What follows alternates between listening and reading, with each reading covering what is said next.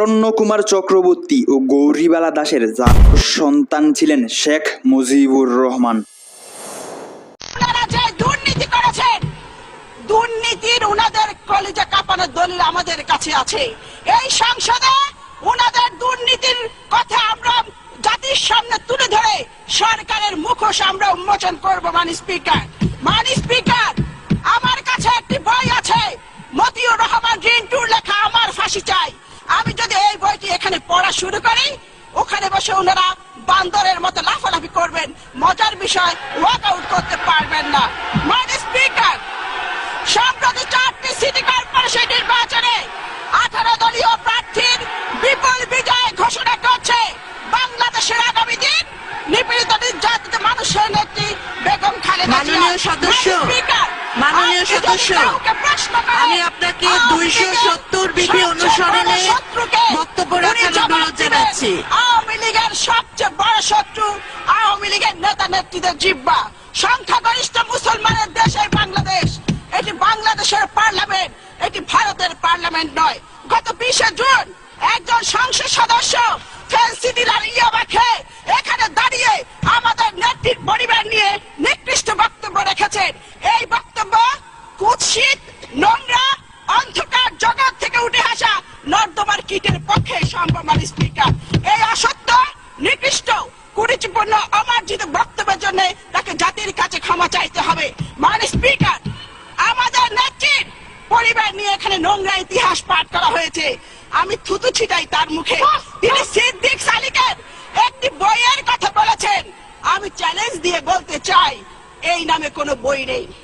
উনার স্বপ্ন দোষ আছে, উনি এটি স্বপ্নে দেখেছেন। মাননীয় স্পিকার, এই বইয়ের লেখক এবং প্রকাশক উনার নেত্রী এই সংসদে বসে যিনি এমপিদেরকে নোট পাঠান অশালীন ভাষায়। মাননীয় সদস্য, আপনি বাজেটের উপর বলুন। বাজেটের উপর বলুন। এক নম্বর ব্যক্তি যদি ঠিক হয়ে যায়, আমরা সকলে ঠিক হয়ে যাবো। মাননীয় স্পিকার, যিনি আমাদের নেত্রীর পরিবার নিয়ে এখানে কুৎসারটনা করেছে, তিনি পলিটিক্যাল প্রস্টিটিউট। মাননীয় স্পিকার, কলকাতা সিভিল কোর্টের উকিল ছিল মিস্টার চণ্ডী দাস। তার এক মেয়ে ছিল যার নাম গরিবালা দাস।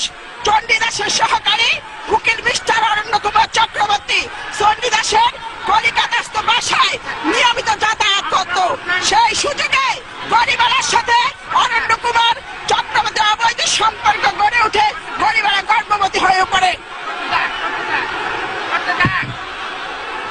গরিবালা যখন বুঝতে পারলেন তিনি গর্ভবতী হয়েছেন, তখন গরিবালা অরণ্য কুমারকে বিয়ে করার জন্য চাপ দেন।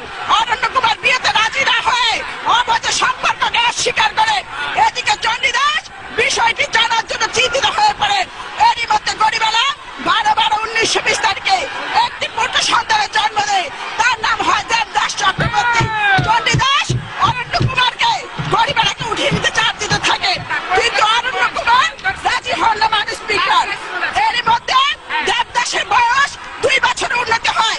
চণ্ডী দাস হতাশাগ্রস্ত হয়ে পড়েন, ভীষণভাবে অস্বস্তি বোধ করেন। মাননীয় সদস্যবৃন্দ, আপনারা একটু শান্ত হন। মাননীয় সদস্য,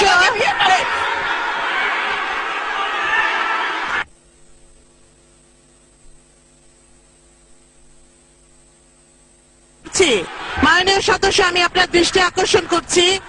মাননীয় সদস্যবৃন্দ, আপনারা বসুন। সবাই বসুন। মাননীয় সদস্য, আমি আপনার দৃষ্টি আকর্ষণ করছি। মাননীয় সদস্য, আপনি 270 বিধি অনুসরণে বাজেটের উপর বক্তব্য দিন। মাননীয় সদস্য, ওনাকে মাইক দিন। ধন্যবাদ। মাননীয় স্পিকার, আপনি আমাকে বাজেটের উপর বক্তৃতা দিতে বলেছেন, কিন্তু গত 20 তারিখে যে বক্তৃতা দেওয়া হয়েছে, আমি আপনার কাছে প্রশ্ন রাখতে চাই, এটা কি বাজেট বক্তৃতা ছিল? মাননীয় স্পিকার, আমি এখানে বক্তব্য দিব, আমি শুধু পাল্টা জবাব দিব।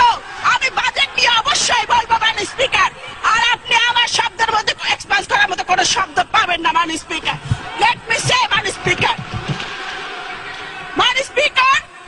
জনাব মাল মুহিত যে বাজেট দিয়েছেন, এই বাজেট এদেশের মানুষের হতাশা ক্ষুব্ধ হৃদয়ে বেদনার দীর্ঘশ্বাস। মাননীয় স্পিকার,